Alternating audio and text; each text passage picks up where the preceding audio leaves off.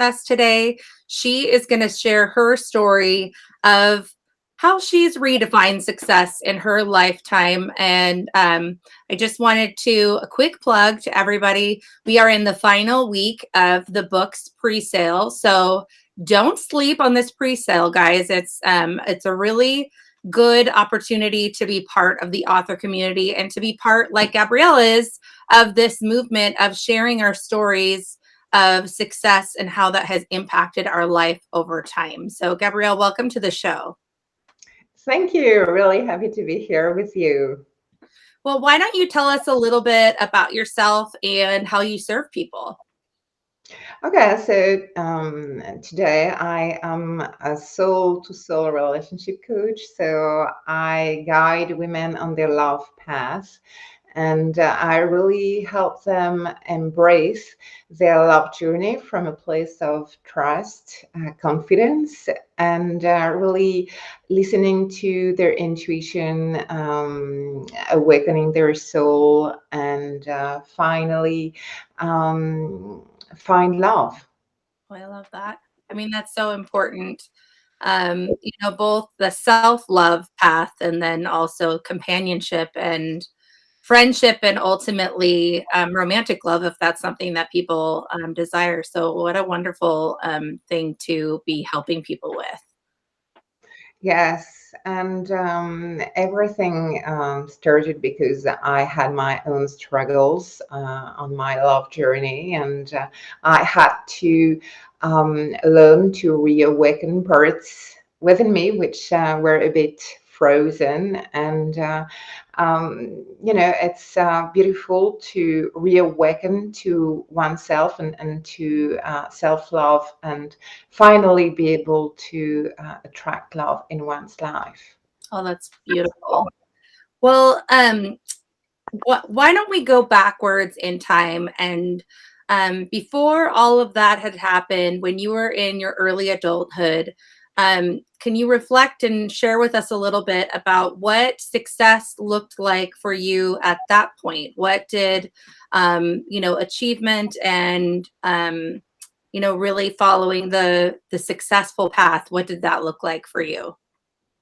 Okay, so when I was in my 20s, actually, so I am French. I was living in Paris, and studying close to Le Jardin de Luxembourg for the ones who know little Paris, so in a beautiful settings. But I was studying something which was not exactly very exciting for me, which was law at that time. So um, I became a lawyer with the solid intention to not be a lawyer.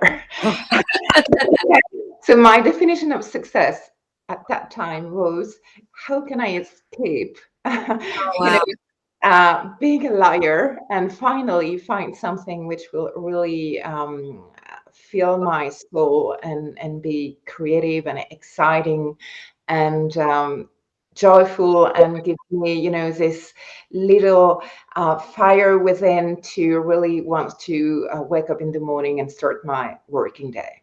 So this was my definition of success. I think there's a lot of young people who get trapped in that, that path. We ask our young people to decide such big decisions for their lives so early when they aren't even fully mature. Of course, we always think we're very mature when we're in our early 20s. But because I took this unconventional road, I told my girls, like, you don't have to figure it out. Like, that's what, like, go in and don't choose a major if you decide to do traditional college. Just explore and try. And, you have to have elective credits for a reason. And both of my girls, one decided to become a hairstylist and she loves it and she's so good at it. And I'm so pleased for her that she chose a different path because she did not enjoy traditional school. And my other daughter is pursuing her dreams of acting and she wants to go to college, but if she's going to get around to it, she's busy living her best life in her 20s. And I think that's also beautiful too, because like you said, we put ourselves in this path where we think, okay, I need to do something that's going to be financially secure and is the right path, but it doesn't necessarily resonate with our soul and resonate with who we are. And so we can pigeonhole ourselves into something that we're not necessarily mature enough to make that decision for the rest of our lives. And for some people, it works out fantastically.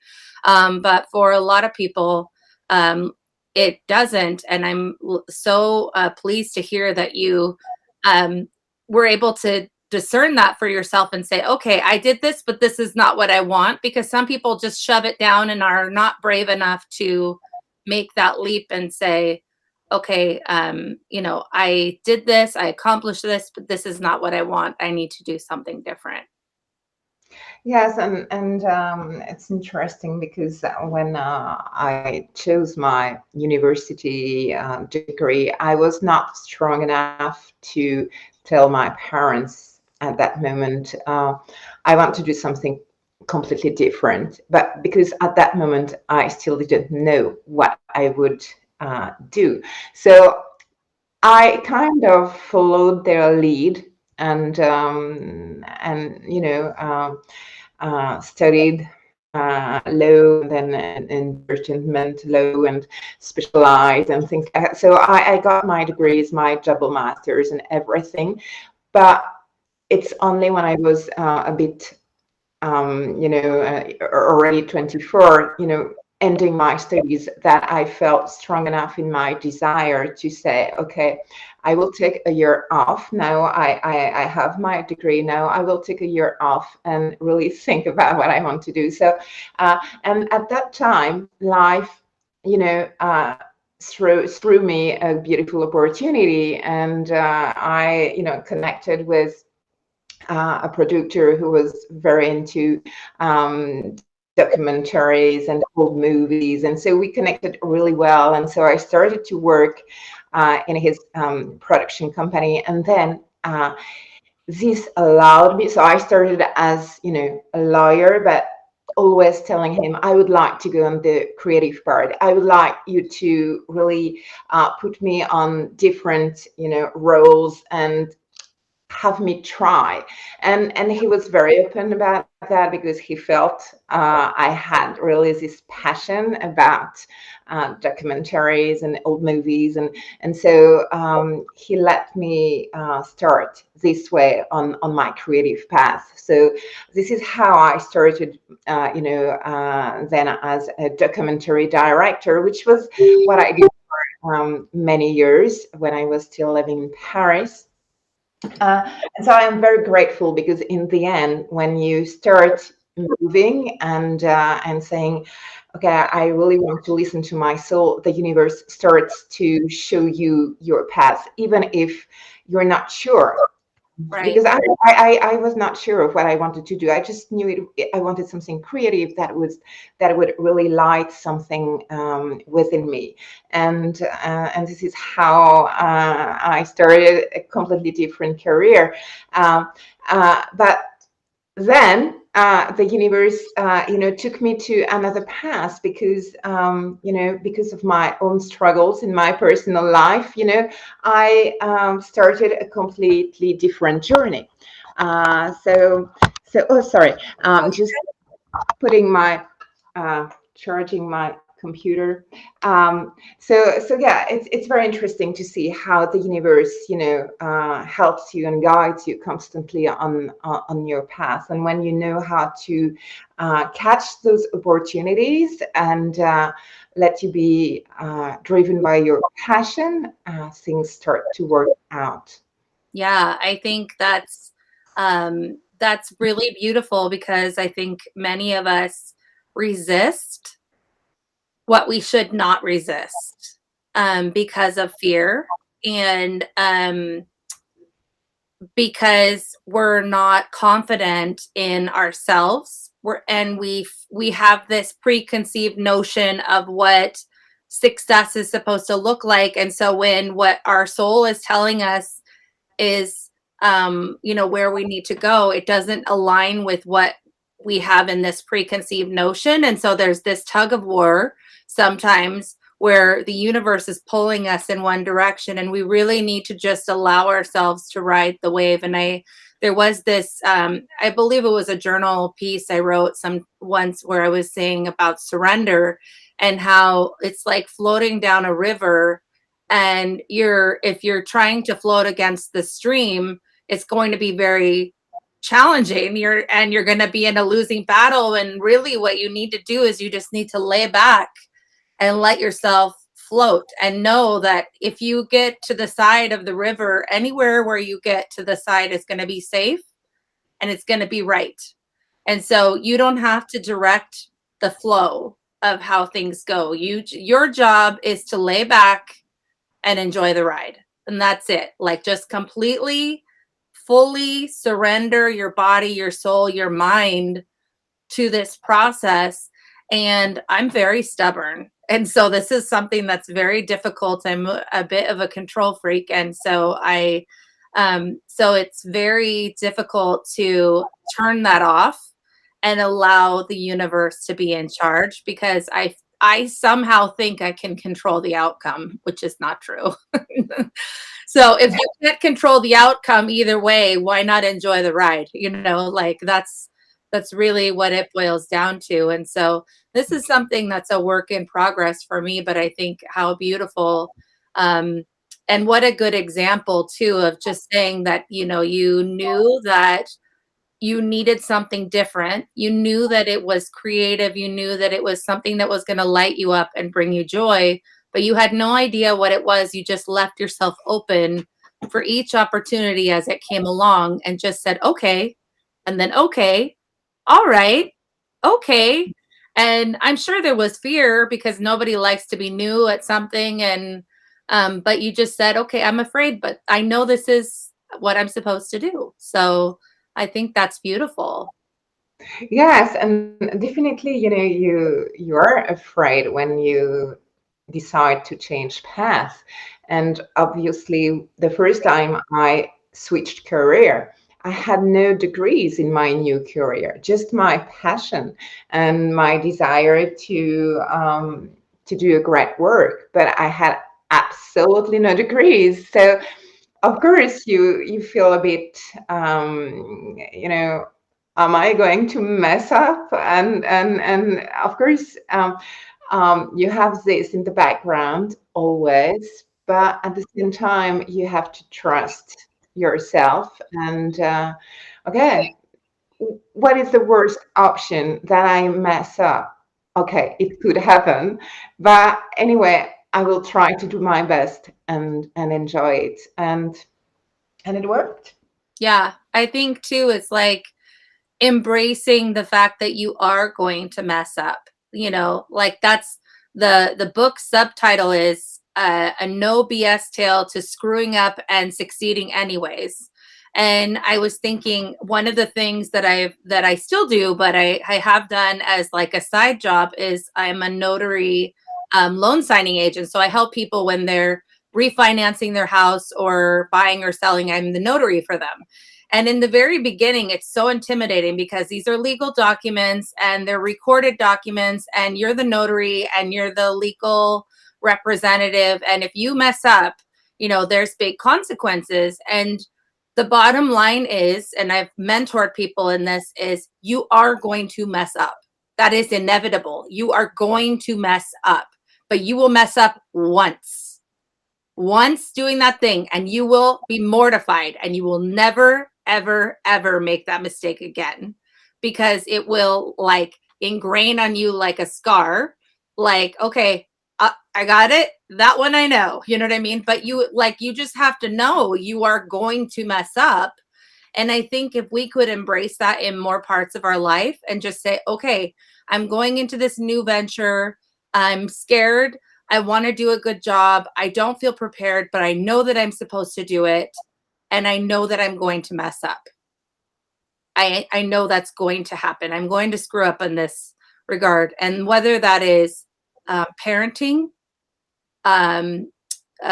your romantic relationship, friendship, whether that is career or volunteering or with your pet or like whatever it might be. In every aspect of our life, we make mistakes, but we learn. And often it doesn't take, especially if we mess up really bad, it only takes one time for us to say, wow, okay, ouch, that hurt, or that was really, really embarrassing. And I have, okay, noted, not doing that, not moving down that path, and I won't do that again. And sometimes it has severe consequences, and sometimes it doesn't. But either way, it's I think we have to not dismiss it, because we can get, a lot of people are like, it's not failure, it's feedback, like all that kind of like cheesy cliche.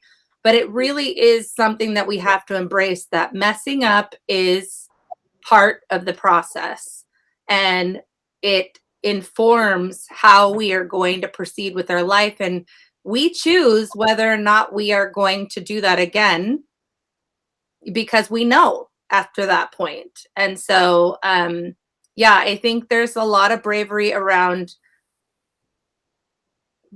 going against what you feel is the right thing because other people have told you, and going towards what you feel is the right thing because your being tells you it is.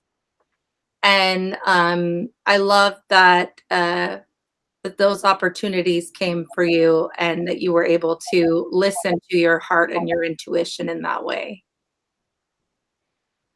Yes, and it's true. My intuition has always been my best advisor. And when I really listen to it, it leads me to sometimes unexpected paths, but definitely beautiful paths. What would you advise people who don't trust their intuition, who maybe have thought that their intuition was telling them one thing and then it wasn't the right thing, and so now they don't trust their intuition? It's really about listening deeply, and sometimes it's taking a leap of faith, of course. But in the end, if you don't take this leap of faith, you usually regret it. Usually, when you look back, you say, "Oh, I wish I had tried." Yeah, So I prefer trying and messing up than looking back and saying, "My God, why didn't I do it?" right. Yeah, that's so true. That's so true. So tell us a little bit about maybe some adversity that you faced that had an impact on how you viewed achievement and success in your life after you moved past it. So I wouldn't say it's adversity really, but the obligation to adapt constantly because I have moved countries different times. And I first, well, okay, so I met my husband and so moved from France to Spain because my husband is Spanish. Then we decided to move to Australia. Then we came back to Spain. Then we moved to UK. Then we came back to Spain. So I have constantly had to readapt and learn new languages and not expressing myself perfectly in new languages. And so I'm always struggling with, expressing myself the best way possible, but always messing up in so many ways. So I'm always struggling and trying to readapt. And of course, when you change countries, you have to learn new skills Yeah, because of course I couldn't when I was living in Paris, so I was working in the entertainment industry as a creative, but of course when I moved to Spain I lost all my contacts, and the entertainment industry is completely different in Spain. So, and then when I moved to Australia, it was another, so always trying to follow new passions, and those difficulties or struggles were really beautiful in the sense that I love traveling, I love learning new languages, and having new experiences. But at the same time, you really have to reinvent yourself constantly, and so you can't use your degrees or what you have done so far, because it doesn't work the same way anymore in the new countries, and you don't know anyone yet. So but in the end, it allowed me to follow more and more my spiritual path, and dive a lot deeper into personal development and growth, and so this is how really I restarted a completely new journey, and all that I had learned for myself on a personal level about relationships, I started to share it Oh, that's first with my friends, and then on a more general level, So in the end, those difficulties due to our travels and experiences abroad led me to really come back within again, and yeah, follow a new path that I had felt called to at a personal level, because I was struggling myself in my relationship at some point. So this is a reason why I started to work with a spiritual teacher on my relationships, and learned new skills, and so this led me then to want to share it with other women, because I knew many women were struggling with the same issues. Yeah, absolutely. I think that's something that um, is universal in terms of trying to match up our expectations and our feelings towards love and companionship and friendship with other people's expectations to a place where you can come to a compromise and fulfillment in a relationship. And so that's a really important skill that not all people have, and some need guidance with for sure. So that's a really wonderful thing to share. Gabrielle, when you look forward, like say 15, 20 years from now, and you imagine yourself at that point looking backwards, what would you have wanted to accomplish in the next 15 to 20 years to feel like you had created the legacy that you desire? So it's really about listening to my soul and really following my soul's desire always.